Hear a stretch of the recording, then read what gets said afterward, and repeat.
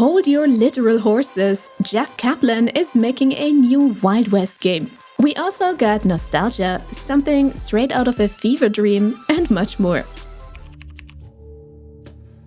If we had a gold nugget for every Wild West game announced lately, we would have exactly 3. Which is a lot, because have you seen those gold prizes? Either way, there's the good, the bad, and the ugly. And today we are bringing you the first one, because what even is this? The Legend of California is being developed by the indie studio of former Overwatch lead Jeff Kaplan and published by Dreamhaven. Unsurprisingly, the game is set in California during the gold rush. You will play in persistent online worlds that vary from server to server, with landscapes that blend famous landmarks like Yosemite or Lake Tahoe with procedurally generated areas in between. You arrive with nothing but empty pockets and a big dream of building a ranch of your own. But that's the long-term goal, as you need to master the basics first. So you ride across the wilderness on horseback, hunt wildlife for food and hides, and gather wood and ore to get going. Jeff pointed out that the philosophy behind the game prioritizes fun over slow ramp-ups. So we probably won't be banging on rocks for hours, which sounds nice. Once you set up camp, your real story begins. Build stables, mines, crafting stations, and everything a proper ranch needs to thrive. But the Wild West wouldn't be all that wild without people eyeing what you have built. So expect some unwanted visitors from time to time. Not just NPC bandits, but real players as well. And while PvP is optional and mostly tied to territory disputes, it's probably wise to be ready for a duel or two at sundown. The combat focuses on first-person gunplay, featuring fully customizable weapons used for hunting wildlife or clearing enemy camps for loot. But there's also strength in numbers, as you can form so-called companies with up to 3 other players. These companies share everything: resources, buildings, and whatever riches you dig out from the ground. Story-wise, the game keeps things light. There is no big narrative, just a simple idea to roam the frontier and see what kind of legend you end up becoming. The game is set to launch in early access this year, with a playtest coming soon.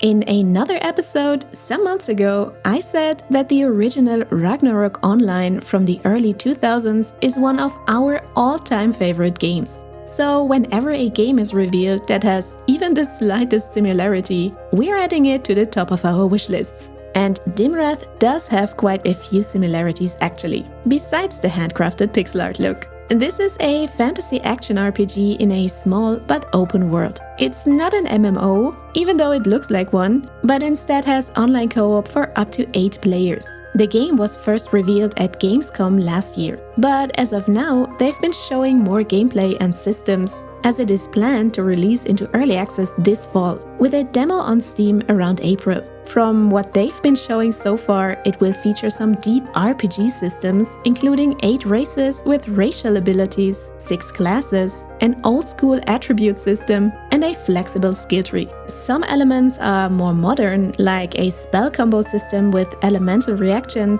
and a living open world that has different weather and seasons that change the land and how you can interact with it. And then there's also everyone's favorite, housing. Or is it just our favorite? Anyways, you can build your own stronghold and even recruit NPCs to live there with you. These offer quests, upgrades, and some will even have romance options. The only negative we have about the game at this point is the use of Gen AI for some of the in-game voices and dialogue. This is just a 10-head team so far, so this is pretty relatable. But we hope that they generate enough funds to pay some real human voice talents for that in the future.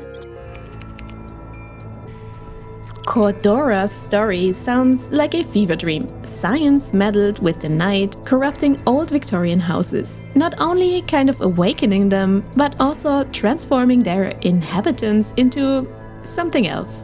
But in the process, it also created the Roses of the Night, valuable flowers that grow within these houses. And it's now your job to acquire them for the wealthy. The premise is simple. Go in, take what you came for, and get out before the house decides otherwise. A little bit like a trip to the casino without having to win these annoying games first. Each run takes place inside procedurally generated estates that constantly change while you explore. The longer you stay, the more dangerous the mansion becomes.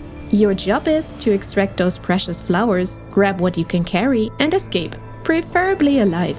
Make too much noise, and the former inhabitants start roaming the halls. Kind of like your neighbors when you blast music at 2 a.m. Co-op is where things get interesting, as it directly ties into the idea. You can explore the mansion together in teams for up to 4 players and coordinate the runs by communicating through proximity voice chat. But the knight listens and mimics. First, your voice, then your entire appearance. So when someone whispers for help in the next room, you have to decide quickly. Is it your friend or something that just learned how they sound? Decide, and decide carefully. If you fall, the loss is permanent, leaving you no choice but to recruit new members. So, will you escape, gear up, and return? Or gamble everything for that sweet, sweet loot? The choice is yours. Or is it?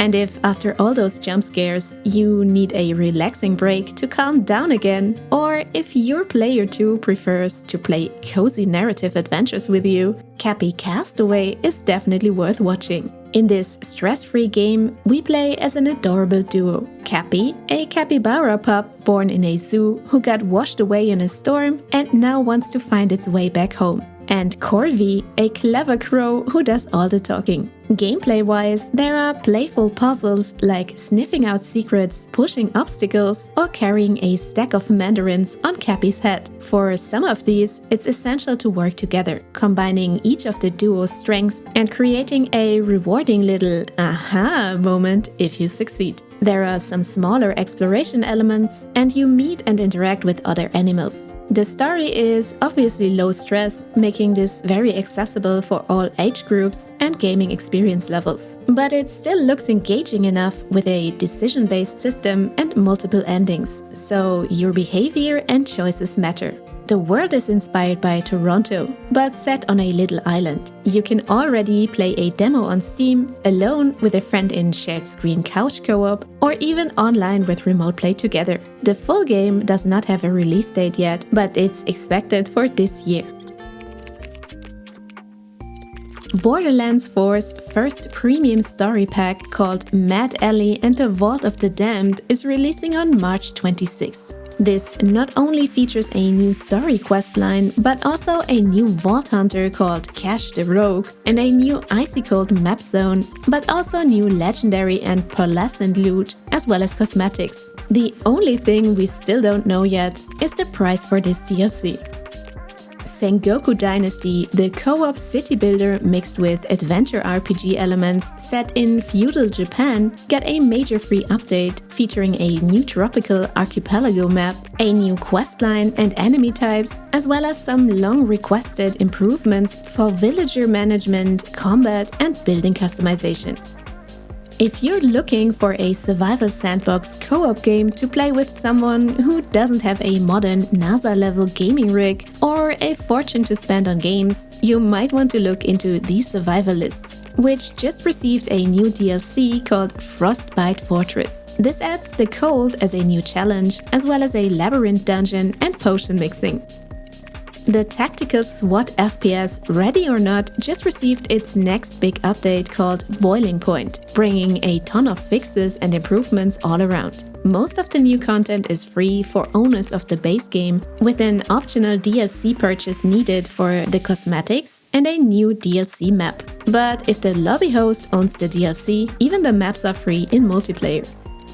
And if you were just waiting to return to the Sea of Thieves, March is the best month to do so. With the 8th anniversary of the game coming up, each week features new live events, community weekends, and a charity event. On March 19th, Season 19 kicks off too, which focuses on faction battles through the Hourglass of Fate, and there will be a free-to-play weekend coming up to try it out with your friends if you never had the chance to. But that's all for this week.